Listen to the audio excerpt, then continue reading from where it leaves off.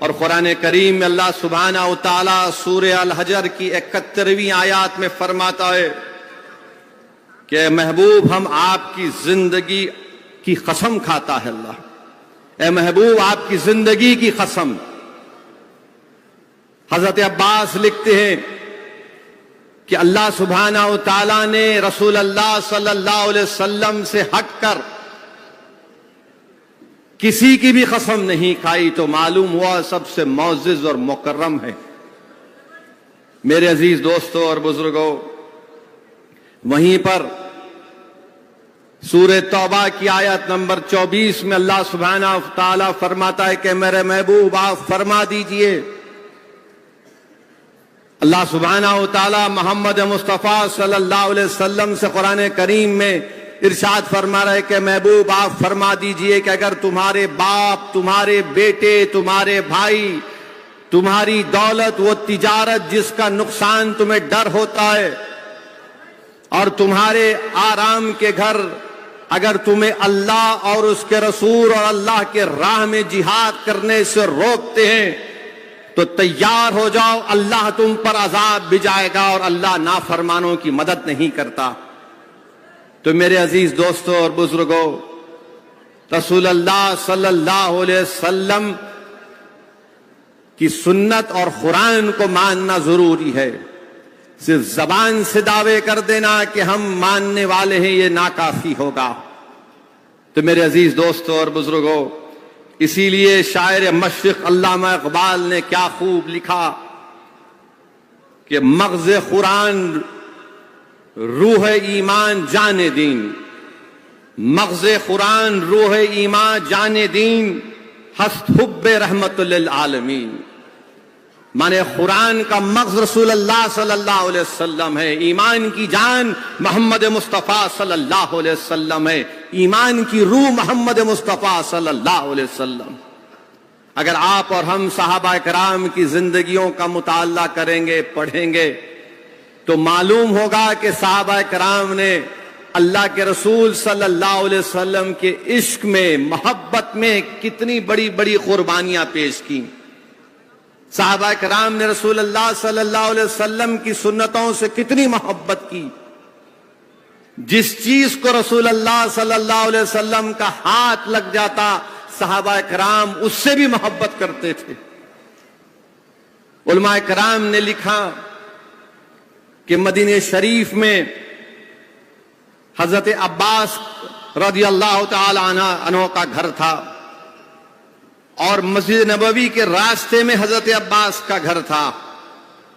تو حضرت عباس کے گھر پر ایک پرنالہ تھا، اور اس پرنالے سے کبھی پانی گرتا تھا تو لوگ مسجد کو جاتے تھے تو لوگوں پر پانی اچھلتا تھا۔ فاروق اعظم خلیفہ ہیں، ان کے پاس جا کر شکایت کی کہ حضرت عباس کے گھر مسجد نبوی کے راستے میں پڑتا ہے اور اس پرنالے سے پانی گرتا ہے۔ مسجد کو آتے ہیں نماز پڑھنے کے لیے مسجد نبوی کو، تو فاروق اعظم کے دور خلافت ہے، فاروق اعظم اپنے اونٹ پر گئے اور حضرت عباس کے گھر کے سامنے کھڑے ہو کر گھر والوں سے پوچھا کہ کیا حضرت عباس گھر میں ہے؟ تو بتایا گیا نہیں ہے۔ تو فاروق اعظم نے کہا کہ گھر کے 4 کونیاں ہیں، کسی اور جگہ پر پرنالے کو لگا دیجئے، اس پرنالے سے تکلیف ہوتی ہے۔ اور فاروق اعظم نے اپنے ہاتھوں سے اس پرنالے کو نکال دیا۔ حضرت عباس جب واپس آئے تو ان کو بتایا گیا کہ آپ کے گھر کا پرنالہ ہٹا دیا گیا ہے۔ تو حضرت عباس نے کہا کہ عمر بن خطاب رضی اللہ تعالی عنہ نے اپنے ہاتھوں سے اس پرنالے کو ہٹایا ہے نا، وہی آ کر اپنے ہاتھ سے اس پرنالے کو لگائے گا۔ مسجد میں گئے، نماز ہوئی، اس کے بعد فاروق اعظم نے کہا حضرت عباس سے کہ آپ کے گھر کا پرنالہ کی وجہ سے پانی لوگوں پر گرتا تھا جو مسجد کو آتی ہیں۔ حضرت عباس نے کہا کہ میں بھی چاہتا تھا کہ اس کو نکال دوں، مگر میرے نہیں نکالنے کی ایک وجہ ہے۔ فاروق اعظم نے پوچھا وہ کیا؟ حضرت عباس نے فرمایا کہ جو پرنالہ جو تم اپنے ہاتھ سے نکالے ہو نا، اس کو محمد مصطفیٰ صلی اللہ علیہ وسلم نے اپنے ہاتھ مبارک سے نصب کیا تھا. میں اسی لیے نہیں نکالتا تھا اس کو. فاروق اعظم کی آنکھ میں آنسو آ گئے. حضرت عباس کا ہاتھ پکڑا اور آپ کے گھر تک لے کر گئے اور کہا کہ میں اونٹ پر بیٹھ کر اس پر نالے کو نکالا تھا, آپ میرے کھندے پر کھڑے ہو کر اس پر نالے کو لگائیے. میرے عزیز دوستوں اور بزرگوں, یہ محبت تھی رسول اللہ صلی اللہ علیہ وسلم سے. یہ محبت تھی. ایک کم سن صحابی تھے 12 سال کے, جن کا نام حضرت برا بن مالک تھا. 12 سال کی عمر میں رسول اللہ صلی اللہ علیہ وسلم کا انتظار کرتے تھے مدینے میں, اور جیسے رسول اللہ صلی اللہ علیہ وسلم کو دیکھتے دوڑتے رسول اللہ صلی اللہ علیہ وسلم کے پاس اور آ کر عرض کرتے, آقا کچھ کام ہے تو بتائیے, کچھ خدمت ہے تو بتائیے. تو محمد مصطفیٰ صلی اللہ علیہ وسلم حضرت برا کو کہتے, یہاں جاؤ, یہ کام کرو, فلاں چیز لے کر آؤ. اور ان کے غیبانے میں رسول اللہ صلی اللہ علیہ وسلم حضرت طلحہ بن برا بن مالک یا طلحہ روایتوں میں آیا ان کی تعریف کرتے. تو صحابہ کرام پوچھتے, 12 سال کے کم سن بچے کے لیے آقا آپ اس کی اتنی تعریف کرتے ہیں؟ تو رسول اللہ صلی اللہ علیہ وسلم نے اس 12 سال کے صحابی کے جوش محبت کو دکھانے کے لیے ان سے کہتے ہیں کہ اے طلحہ جاؤ, تمہارے باپ کا کام تمام کر دو. تو اٹھتے دوڑتے ہیں. ایک روایت میں آیا کہ شیر خدا حضرت علی کے گردن کی تلوار نکال کر دوڑتے ہیں کہ آقا کا حکم ہوا ہے. رسول اللہ صلی اللہ علیہ وسلم صحابیوں سے کہتے ہیں, روکو اس بچے کو, روکو. صحابی ان کو روکتے ہیں. یہ رسول اللہ صلی اللہ علیہ وسلم دکھانا چاہ رہے تھے 12 سال کے کم سن صحابی میں کتنی رسول اللہ صلی اللہ علیہ وسلم سے محبت ہے. وہ بیمار پڑ جاتے ہیں. اللہ کے رسول صلی اللہ علیہ وسلم حضرت طلحہ کے گھر کو دن میں 2 مرتبہ جاتے ہیں, ان کی عادت کرتے ہیں. ایک دن رسول اللہ صلی اللہ علیہ وسلم حضرت طلحہ کی پیشانی پر ہاتھ رکھ کر ان سے کہتے ہیں, بات کرتے ہیں. پھر ان کے والد کے کان میں کچھ بات کرتے ہیں اور رسول اللہ صلی اللہ علیہ وسلم روانہ ہو جاتے ہیں. یہ 12 سال کے کم سن صحابی اپنے والد سے پوچھتے ہیں کہ بتاؤ ابا, رحمت اللہ علیہ صلی اللہ علیہ وسلم نے آپ کو کان میں کیا کہا؟ ان کے والد کہتے ہیں کہ نہیں تم سے کوئی متعلق بات نہیں ہے. وہ کہتے نہیں ابا بتاؤ مجھے, رسول اللہ صلی اللہ علیہ وسلم نے مجھ سے نہیں کہا, آپ کے کان میں کہا. تو ان کے والد آنکھ میں آنسو لا کے کہتے ہیں کہ بیٹا, اللہ کے رسول صلی اللہ علیہ وسلم نے مجھے بتایا کہ آج رات تو اس دنیا کو چھوڑ کر چلا جائے گا. تو یہ کم سن صحابی کا جوش محبت دیکھیے. وہ کہتے ہیں کہ ابا میری آخری وصیت سنو, آپ میری آخری وصیت سنو. آپ کو کہتا ہے کہ اگر میرا آج رات میں میرا انتقال ہو جائے گا تو آپ میرے انتقال کی خبر رسول اللہ صلی اللہ علیہ وسلم کو نہیں بتانا. ان کے والد پوچھتے ہیں کیوں نہیں بتانا؟ تو بولتے ابا مدینے کی گلیوں میں یہودیوں کے گھر ہیں, میں نہیں چاہتا کہ رسول اللہ صلی اللہ علیہ وسلم پر آنچ آئے, رسول اللہ صلی اللہ علیہ وسلم کوئی خطرہ مول لیں. میری وصیت ہے کہ میرے انتقال کے بعد فوراً مجھے دفنا دیا جائے, اور یہی رسول اللہ صلی اللہ علیہ وسلم کی شریعت کہتی ہے. میرے عزیز دوستوں اور بزرگوں, ان کا انتقال ہو جاتا ہے, وصال ہو جاتا ہے. ان کی وصیت کے مطابق ان کو دفنا دیا جاتا ہے. رسول اللہ صلی اللہ علیہ وسلم کو جب معلوم ہوتا ہے کہ طلحہ کا انتقال بھی ہو گیا, وصال ہو گیا, ان کو دفنا بھی دی گیا, رسول اللہ صلی اللہ علیہ وسلم ان کے گھر کو آ کر پوچھتے ہیں کیوں نہیں مجھے بتایا گیا؟ ان کے والد شرمندہ نگاہوں سے نیچے نظریں جھکا کر کہتے ہیں رسول اللہ میرے بیٹے نے وصیت کی تھی. تو اللہ کے رسول صلی اللہ علیہ وسلم, دیکھیے آپ رسول اللہ صلی اللہ علیہ وسلم حضرت طلحہ کی خبر پر جاتے ہیں. ساری دنیا گنبد خضرا کے مکیں کے پاس جاتی ہے اور آقا اپنے محبت کرنے کے والے کی خبر پر جا کر کہتے ہیں یا اللہ جب میرا طلحہ تجھ سے ملے گا تو اس سے مسکرا کر مل. رسول اللہ صلی اللہ علیہ وسلم دعا کرتے ہیں کہ اللہ جب میرا طلحہ تجھ سے ملے گا تو مسکرا کر مل۔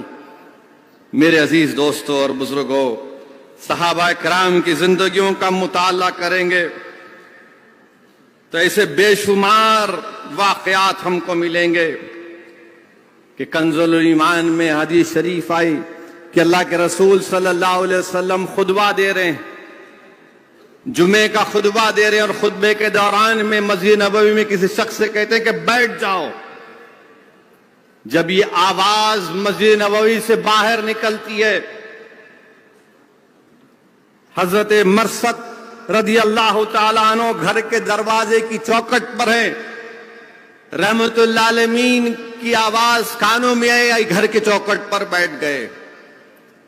حضرت زید مسجد کی گلی میں ہے، آواز آئی، بیٹھ گئے۔ حضرت انس بن مالک جوتوں کی جگہ کھڑے ہوئے ہیں، آواز آئی، بیٹھ جاؤ، بیٹھ گئے۔ جب نماز کے بعد رسول اللہ صلی اللہ علیہ وسلم نے پوچھا کہ زید بن حارثہ کہاں ہیں، انس بن مالک کہاں ہیں، حضرت مرثد کہاں ہیں، تو سب نے کہا رسول اللہ صلی اللہ علیہ وسلم آپ کا حکم، ہم بیٹھ گئے۔ اللہ کے رسول صلی اللہ علیہ وسلم نے فرمایا کہ میں نے تم کو نہیں، آپ سے نہیں کہا تھا، کسی اور سے کہا تھا۔ حضرت انس بن مالک نے کہا یا رسول اللہ صلی اللہ علیہ وسلم آپ نے نام لے کر نہیں کہا، آپ نے کہا بیٹھ جاؤ، تو ہم بیٹھ گئے۔ یہ رسول اللہ صلی اللہ علیہ وسلم سے محبت ہے۔ کسی شاعر نے بڑا خوب کہا، لکھا، ہم نے کبھی خطرے پر غور نہ کیا، نہ کبھی دریا دیکھا، پر جہاں تیری جھلک دکھی ڈوب گئے، جہاں تیری جھلک دکھی ڈوب گئے۔ میرے عزیز دوستوں اور بزرگوں، حضرت ابو ذر غفاری رضی اللہ تعالی عنہ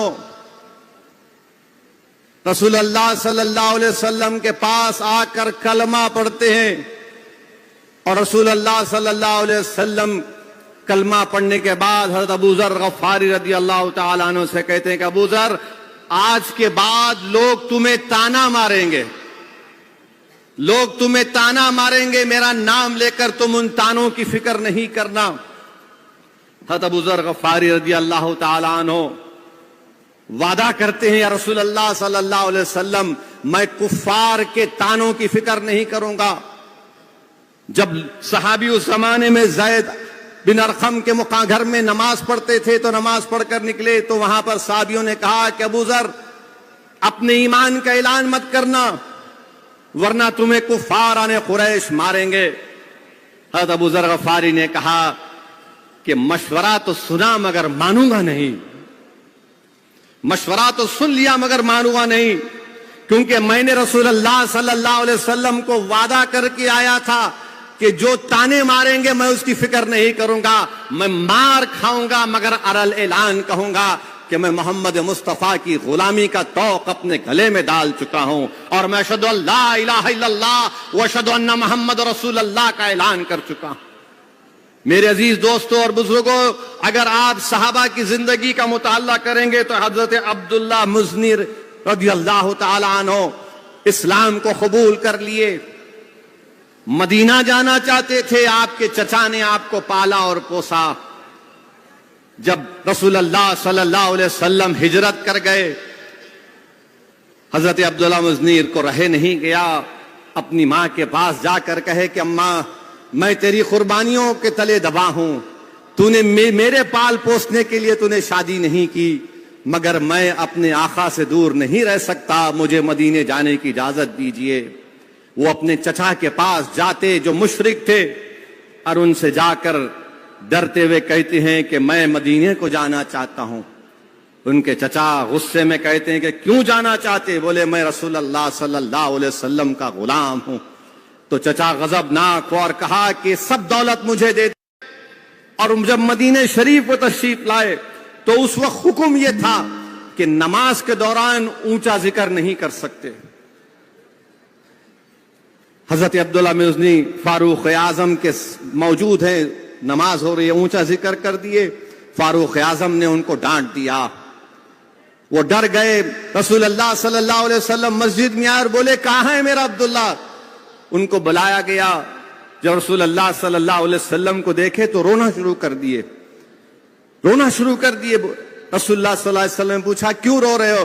تو کہا رسول اللہ صلی اللہ علیہ وسلم آقا مجھ سے غلطی ہو گئی, میں نے زور زور سے ذکر کیا اور فاروق اعظم نے مجھے ڈانٹا. تو رسول اللہ صلی اللہ علیہ وسلم نے فاروق اعظم سے کہا کہ میرے عبداللہ کو تم نہیں ڈانٹنا کبھی بھی, تم نہیں جانتے اس کی قربانی کیا ہے. حضرت عبداللہ مزنی بیمار پڑ جاتی ہیں, وصال ہو جاتا ہے, انتقال ہو جاتا ہے. تو رسول اللہ صلی اللہ علیہ وسلم اپنے ہاتھوں سے ان کی قبر میں اتر کر ان کو اتارتے ہیں اور کہتے ہیں یا اللہ میں اس سے راضی تھا, تو بھی اس سے راضی ہو جا. میرے عزیز دوستوں اور بزرگوں, ایک صحابی تھے جن کا نام ابو خزیمہ رضی اللہ تعالیٰ عنہ تھا.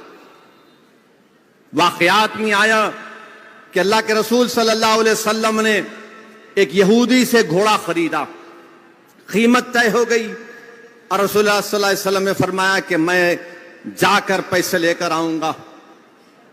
تو اتنے میں تمام یہودی اس یہودی کو بول دیے تو نے سستے میں بیچ دیا محمد صلی اللہ علیہ وسلم کو. رسول اللہ صلی اللہ علیہ وسلم واپس آئے تو اس نے کہا کہ میں آپ کو نہیں بیچوں گا. رحمت اللہ علیہ صلی اللہ علیہ وسلم نے فرمایا کہ تم نے مجھ سے سودا کیا ہے اتنی قیمت پر. تو یہودی بولا کہ نہیں میں نے نہیں کیا, اگر کوئی ایک گواہ آ جائے گا تو میں آپ کو دے دوں گا. ایک گواہ. حضرت ابو خزیمہ رضی اللہ تعالیٰ نے ہاتھ اٹھا کر کہے کہ میں نے سنا رسول اللہ صلی اللہ علیہ وسلم نے سودا کیا تجھ سے, یہودی کو کہا. وہ خاموش ہو گیا.